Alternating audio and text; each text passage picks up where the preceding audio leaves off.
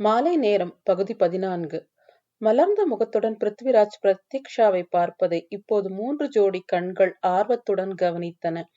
சில நாள் பிரிவுக்கு பின்பு அவளை பார்ப்பதால் தோன்றிய மகிழ்ச்சி முகத்தை பிரகாசமாக்கியது. தன் கையினால் முடிய பின்னால் தள்ளிவிட்டபடி அவளை காதலுடன் பார்த்தான் பிருத்விராஜ். பிருத்வி, ஒரு ஹலோ சொல்லிட்டு வந்துடுறேன் என்ற அமிர்தாவை தடுத்தவன், வேண்டாம் அண்ணி, அவ இயல்பா இருந்து நான் பார்த்ததே இல்ல, ப்ளீஸ் நான் வந்திருக்கிறது தெரிய வேண்டாம், கொஞ்ச நேரம் அவளை அப்படியே விடுங்க என்றான். சைட் அடிக்கிறேன், டிஸ்டர்ப் பண்ணாதீங்க என்பதை நேராவே சொல்லலாம் என்றாள் நக்கலாக அமிர்தா. சைட் என்று சொல்லாதீங்க அண்ணி, இது அதையும் தாண்டி என பிருத்வி சொல்லும் போதே, ஐயோ, இந்த லவ் பண்றவங்களோட மனுஷன் இருக்கவே முடியாது, இதோட கொடுமை உலகத்துல கிடையவே கிடையாது என்று சொன்னாள் அமிர்தா. உங்க உருகல்ஸ் அதிகமா தான் இருக்கு, அந்த பக்கத்துல இருந்து இன்னைக்கு வரைக்கும் ஒரு ரெஸ்பான்ஸ் கூட எனக்கு வந்ததா தெரியல. பிருத்வி, நேரம் கடத்தாம இன்னைக்கே அவகிட்ட போய் ப்ரப்போஸ் பண்ணிருங்க என்றாள் அமிர்தா. அண்ணி, எதுக்கு ப்ரப்போஸ் செய்யணும்? காதெல்லாம் சொல்றது இல்ல, அதெல்லாம் உணர்றது. நான் அவளை விரும்புறேன், அவளுக்கு அது நல்லாவே தெரியும். அவளும் என்ன விரும்புறா, ஏதோ காரணத்தால அவ அதை ஒத்துக்க மாட்டேங்கிறா. என்ன காரணம்னு கண்டுபிடிச்சு சீக்கிரமே அவ என்ன விரும்புறத ஒத்துக்க வைக்கிறேன் என்றான் பிருத்விராஜ். ஹீரோ சார், சீக்கிரம் அந்த வேலையை செய்யுங்க என்றவளை பார்த்து ஷியோர் என வசீகரமாக சிரித்தவனை ஆர்வமாக பார்த்தனர் சுகியும் மினியும். ஷோரூமின் உள்ளே நுழைந்த பிருத்யு சுரேஷின் கைகளை பற்றி தன் மகிழ்ச்சியையும் வாழ்த்துக்களையும் தெரிவித்தாள். அவளை பார்த்தவுடன் சுரேஷின் கண்கள் ஈரமானது. தன் மகிழ்ச்சி துக்கம் இரண்டிலும் இதுவரை பக்கத்துணையாக உந்துகோலாக இருந்தவளை பார்த்ததும் நெஞ்சம் நெகிழ்ந்தது.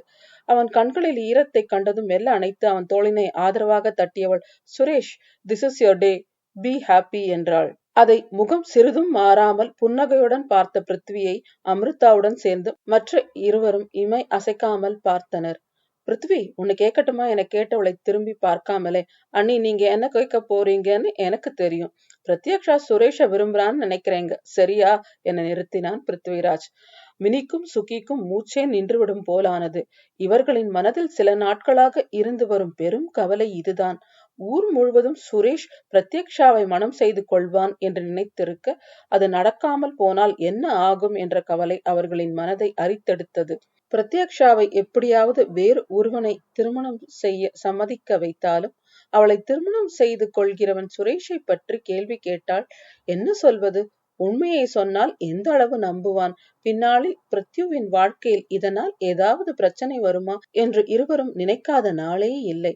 இல்ல அண்ணி, சுரேஷ் வேற ஒரு பொண்ணை விரும்புறான். இவங்க நல்ல ஃப்ரெண்ட்ஸ் மட்டும்தான். சின்ன வயசுல இருந்து ஒன்னா வளர்ந்துருக்காங்க. அன்பும் பாசமும் இருக்கத்தானே செய்யும். அதுவும் இல்லாம பிரத்யக்ஷா இந்த பிருத்விராஜுக்காகவே பிறந்திருக்கால என்று கண்களை சிமிட்டியபடி சொல்ல, ஐயோ, என்ன விட்டுருங்க, தாங்கல என சிரித்தாள் அமிர்தா. அவர்களின் அருகே நின்ற மினிக்கும் சுகிக்கும் இவனின் மேல் ஆர்வம் அதிகமானது. 6 அடிக்கும் மேல் வளர்ந்திருந்தவனை மேலிருந்து கீழ் வரை சுகன்யாவின் பார்வை அளவெடுத்தது. நன்றாக சிவந்த நிறம், அளவான உடல் அமைப்பு, அலை அலையாக இருக்கும் கருத்த தலைமுடி, கரு என்று இருந்த மீசை என நின்றிருந்தவனை மனதில் பதித்துக் கொண்டார்.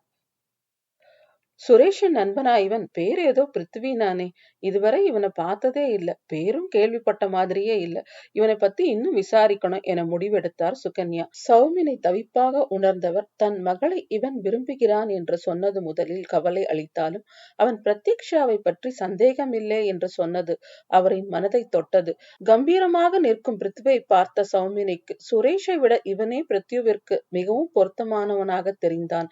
இவனை பற்றி உடனே சுந்தரத்திடம் சொல்ல வேணும் என அவரை தேடி சென்றார். ஸ்ருதியை பார்த்த பிரத்யக்ஷா நட்புடன் கையை பிடித்து அவளுக்கு வாழ்த்துக்களை சொன்னாள். அவள் ஏதோ சொல்ல ஸ்ருதியின் முகம் வெட்கத்தால் சிவந்து போனது. ஸ்ருதி ஏதோ சொல்ல இயல்பாக சிரித்தவளை ரசித்தபடி நின்றிருந்தான் பிருத்விராஜ். வெள்ளை தாமரை மலராக நின்று இருந்தவளை பார்த்தவனின் இதயம் தன்னிலை இழந்து தவித்தது. இது போல என்னுடன் என்று இயல்பாக பேசி சிரிப்பாள் என இதயம் ஏங்கியது. அதற்கு மேல் பொறுக்க முடியாமல் அமிர்தா ஸ்ருதியுடன் பேசிக் கொண்டிருந்தவளின் அருகே சென்றாள். அவளை அங்கே எதிர்பார்க்காதவள், ஹலோ அமிர்தா, ஆகாஷ் வந்திருக்காரா என ஆர்வத்துடன் கேட்டாள் பிரத்யக்ஷா. ஆகாஷ் வரல, நான் பிருத்வியோட வந்தேன் என்றாள் அமிர்தா. பிருத்வி என அவள் சொன்னதும் இதயத்தில் தோன்றிய இனம் புரியாத உணர்வு அவளை ஏதோ செய்தது.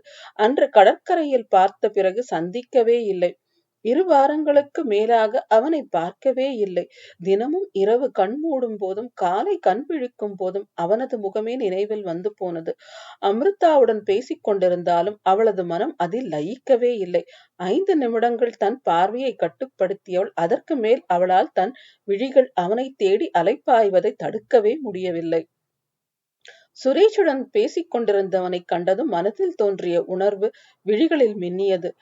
அவள் அமிர்தாவிடம் பேசியவுடன் தன்னை தேடுவாள் என்று எதிர்பார்த்திருந்ததால் அவளையே பார்த்தபடி நின்றிருந்தான். தன்னை கண்டதும் அவள் விழிகளில் தோன்றிய மின்னலில் தங்கள் காதலை உறுதி செய்தவன் புன்னகையுடன் அவளை நோக்கி ஒற்றை புருவத்தை உயர்த்தி என்னவென்று கேட்டான். அவன் விழிகளை நேருக்கு நேர் சந்தித்தவுடன் உடல் முழுவதும் வெப்பமாக ரத்தம் பாய்ந்ததை உணர்ந்தாள். இனம் தெரியாத இனிய உணர்வு இதயத்திலிருந்து எழுந்து முகத்தில் பரவி அவளது அழகை இன்னும் அதிகமாக்கியது. அவளது சிவந்திருந்த முகத்திலிருந்து அவனால் பார்வையை திருப்பவே முடியவில்லை. சுரேஷ் பேசியது அவன் செவியை எட்டினாலும் அறிவிற்கு எட்டவில்லை.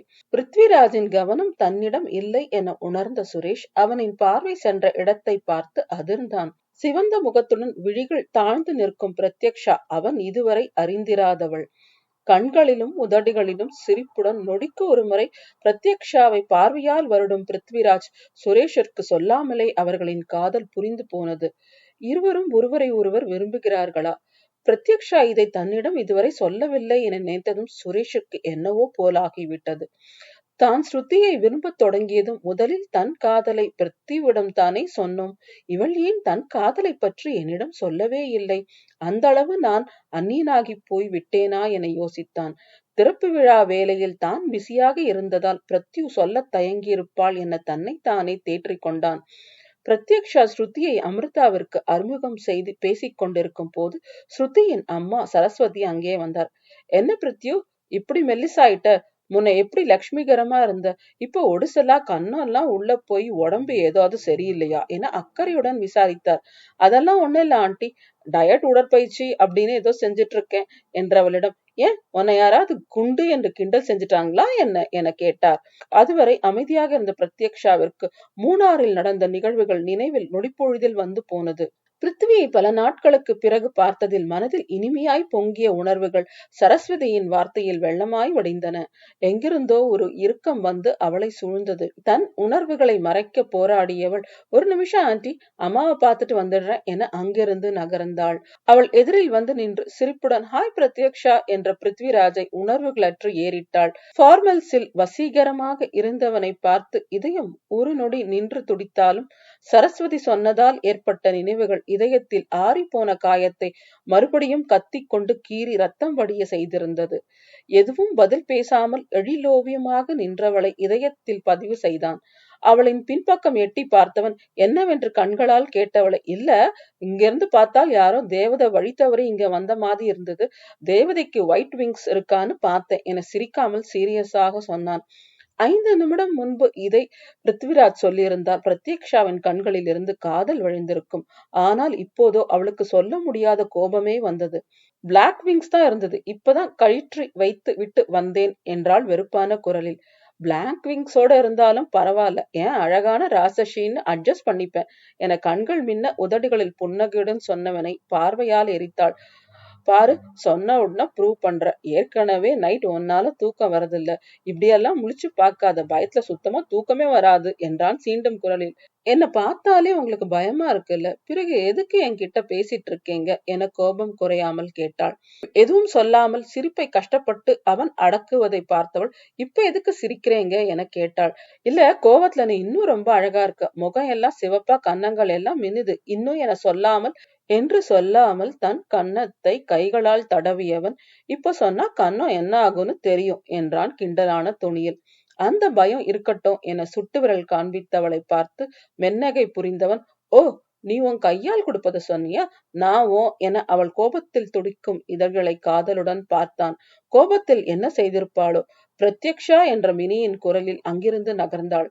சுந்தரத்திடம் பேசிக் கொண்டிருந்த மினியின் அருகே சென்றவள், சொல்லுமா என்றாள். யாருமா அந்த பையன், முன்னாடி பார்த்த மாதிரியே இல்ல என பிருத்திவியை காண்பித்தார் சுந்தரம்.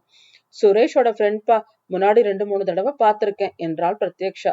எனக்கு தலை வலிக்கிற மாதிரி இருக்கு, அப்பா இங்க இன்னும் கொஞ்ச நேரம் இருக்கட்டும், நாம கிளம்பலாமா என கேட்ட தன் தாயிடம் தலையசைத்தவள், ஒரு நிமிஷம் சுரேஷ்ட சொல்லிட்டு வந்துடுறாமா என்றாள். சுரேஷ் ஸ்ருதியுடன் பேசிக் கொண்டிருக்க அவர்களை டிஸ்டர்ப் செய்ய மனம் இல்லாமல் திரும்பி வந்து தன் தாயுடன் சென்று சுகிமாவிடம் சொல்லிவிட்டு வீட்டிற்கு கிளம்பினாள் பிரத்யக்ஷா. அவள் செல்வதையே பார்த்து கொண்டிருந்தவனை, பிருத்வி, இங்க வாங்க என சத்தமாக கூப்பிட்ட சுரேஷின் குரல் திசை திருப்பியது. பிருத்வி, உங்களுக்கு இவங்கள அறிமுகம் செய்யணும். இது எங்க அப்பா ரெங்கன், எங்க அம்மா சுகன்யா என்றான். வணக்கம் என்று கை குவித்தவன் அவர்களது பக்கத்தில் நின்றிருந்தவரை கேள்வியாக பார்க்க, இது என் அங்கிள் சுந்தரம் என்றான் சுரேஷ். நான் பிரத்யக்ஷாவோட அப்பா என சிரித்தவர் அவன் கைகளை இயல்பாக பிடித்து குலுக்கினார்.